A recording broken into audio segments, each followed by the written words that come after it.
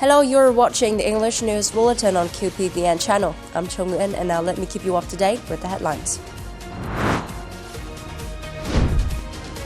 Vietnam launches construction of 72 schools in border communes. Vietnam-Cambodia, friendship built from daily stories. Special Vietnamese class explores fascinating aspects of Vietnam. On November the 9th, Prime Minister Phạm Minh Chính attended a groundbreaking ceremony in Thanh Hóa province, marking the start of construction for 72 new boarding schools in land border communes across 15 provinces. Speaking at the event, Prime Minister Phạm Minh Chính reaffirmed that education and training remain a top national priority, while emphasizing that investing in education is investing in the future of the nation. He stressed the need to foster the all-around development of morality, intelligence, physique, and aesthetics of Vietnamese people in the new era, that of the nation's rise, with powerful development, prosperity, civilization, happiness, and steady advancement towards socialism. He urged all sectors to work with determination and discipline, ensuring that the new schools are ready for the 2026-2027 academic year, completed safely, on time, and with the highest quality and transparency. During the working trip to Hà Tĩnh on the morning of November the 9th, Deputy Prime Minister Nguyễn Hòa Bình visited and presented gifts to officers and soldiers of the border guard station at Cầu Treo International Border Gate. The Deputy Prime Minister acknowledged the achievements of the unit over the past time and asked the unit to continue closely coordinating with functional forces and local authorities to maintain security and order on the border, intensify control and fight more fiercely against transnational crimes, especially drug crimes. It is necessary to focus on mass mobilization work and well-carried-out border diplomacy, strengthen bilateral cooperation with the border guard force of Laos to promptly exchange information, organize joint patrols, and effectively handle any arising situations, building a peaceful, friendly, stable, and prosperous border.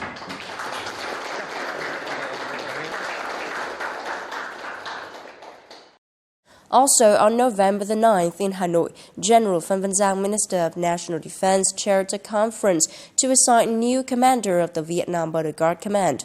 Attending the event was General Nguyễn Tân Cương, Chief of the General Staff of the Vietnam People's Army and Deputy Defense Minister, among others.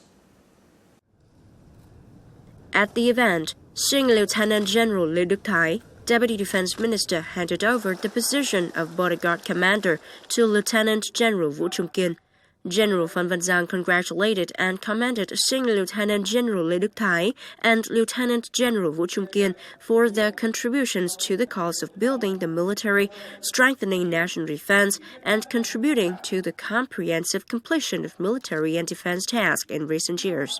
General Phan Van Giang affirmed that the appointment of Senior Lieutenant General Lê Đức Thái as Deputy Defense Minister and Lieutenant General Vũ Trung Kiên as Bodyguard Commander demonstrates the trust of the party, state, and Central Military Commission in the two comrades and the collective of the party committee and command of the Border Guard and Vietnam Coast Guard.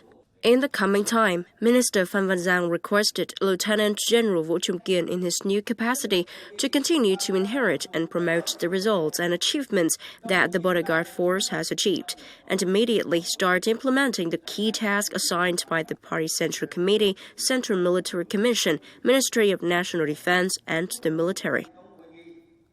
Corporation 319 has delivered relief aid to residents in the severely affected communes of Trà Linh, Trà Tập, Trà My, and Thượng Đức in Da Nang City, following storms Phong Shen and Kamiji. These remote mountainous localities are severely impacted by landslides and prolonged isolation due to heavy rain and flooding. The corporation presented 800 relief packages of essential goods and cash worth about $38,000. All contributions came voluntarily from its staff. The second Vietnam-Cambodia Border Defense Friendship Exchange is scheduled for November the 13th and the 14th. On November the 9th, a delegation from the Border Guard Command inspected preparations for the event.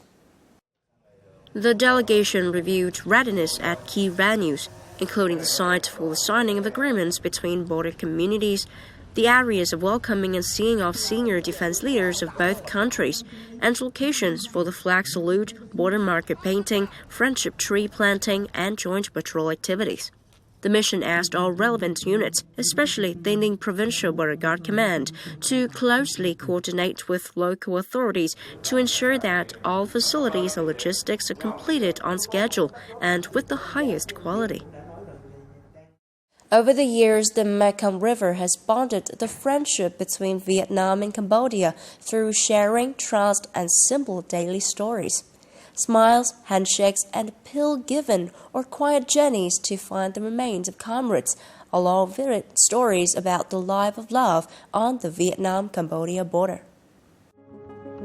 In Thuận Phước Commune, Đồng Tháp Province, people on both sides of the border are familiar with the image of Major Mai Văn Thuận, who regularly brings medicine to the people of Vietnam and Cambodia. Human love through each pill, each smile quietly connects the two sides of the border. Dr. Thuận examined us very carefully and gave us medicine to help us recover quickly. I hope the Vietnamese government will invest more in equipment to treat more diseases for people in both countries.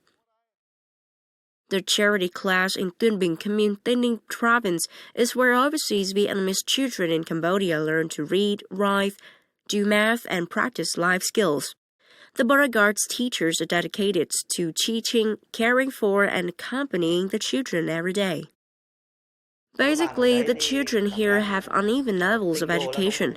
Some are 15 to 16 years old, but have a third grade level. On Cambodia soil, teams collecting the remains of Vietnamese mothers are still searching every day for sacrificed volunteer soldiers and advisors. Accompanying them were Cambodian friends, including Lieutenant Colonel Hieu Hrum. He has spent many years quietly taking care of the graves, helping bring the remains of Vietnamese mothers back to their homeland, persistently overcoming local customs to keep his loyalty intact. Also persistently attached to the work is Colonel, hero of the People's Armed Forces, Huỳnh Chí.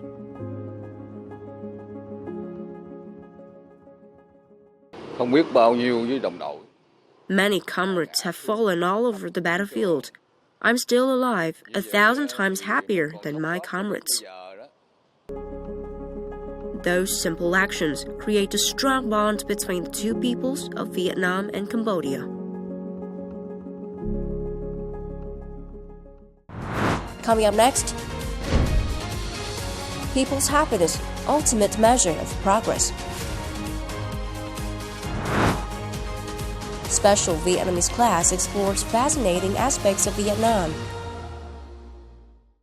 Recently, within the framework of a working visit to China at the invitation of the All China Journalist Association, or ACJA for short, the delegation of the Vietnam Journalist Association had a series of exchange activities to enhance cooperation between the press of the two countries in the context of digital media and the strong development of artificial intelligence applications.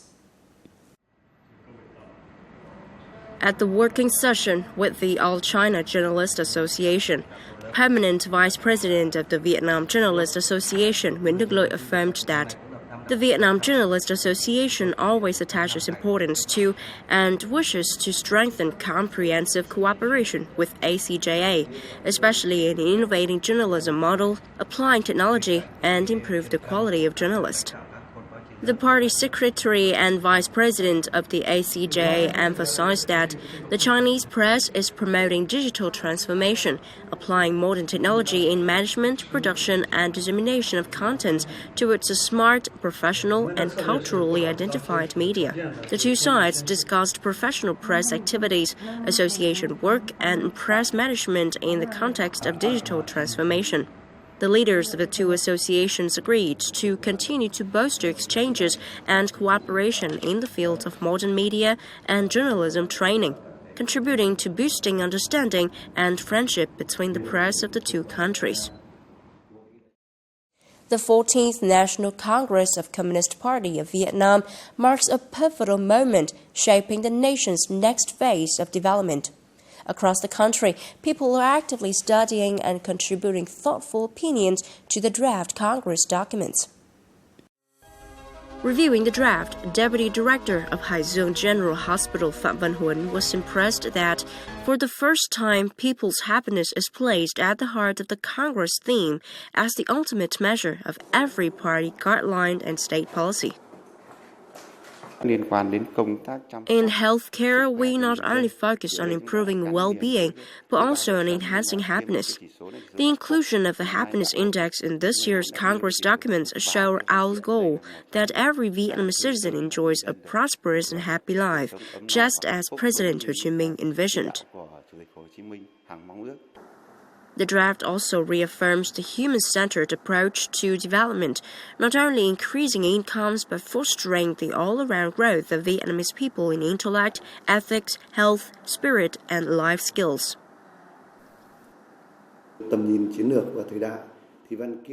The draft embodies a forward-looking vision, embracing trends like digital and green transformation and placing human creativity and culture at the core of growth. They also draw lessons from 40 years of national renewal, reaffirming that people remain the center of every reform, combining national strength with the spirit of the times, and upholding education, culture, and healthcare with the people's happiness as the goal.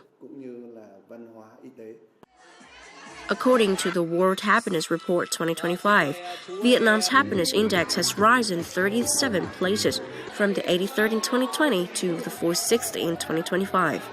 The inclusion of happiness in the draft Congress documents has been warmly received nationwide, reflecting the people's trust and belief in all policies and guidelines of the party and state.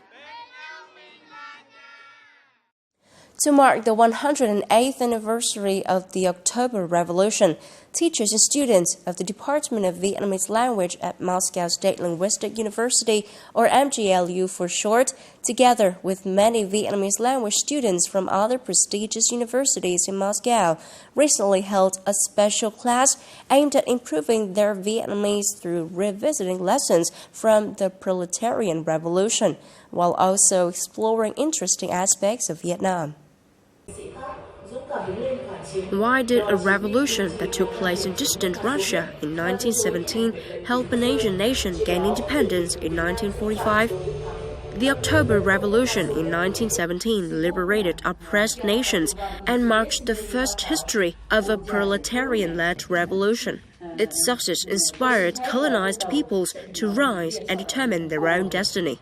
Through the vision of the great revolutionary Nguyễn Ái Quốc, the path of national liberation associated with socialism reached Vietnam, leading the working class movement and culminating in the founding of the Communist Party of Vietnam, a decisive factor behind the nation's later victories.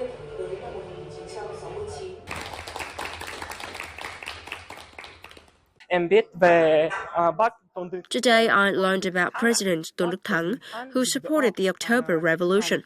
I was surprised to know that the Vietnam-Soviet relations began long before 1950, as early as the 20th century. We've studied Vietnam's history and President Ho Chi Minh, but today I learned for the first time about President Tôn Đức Thắng and his support for the October Revolution, a truly memorable lesson. The 108th anniversary of the Russian October Revolution was commemorated on November the 7th, a proletarian uprising that in just 10 days shook the world. The valuable lessons of the revolution remain timeless and continue to hold practical relevance in today's historical context. And that's all for now. Remember, you can always watch news again at qpvn.vn. Now, thank you for watching and hope to see you next time.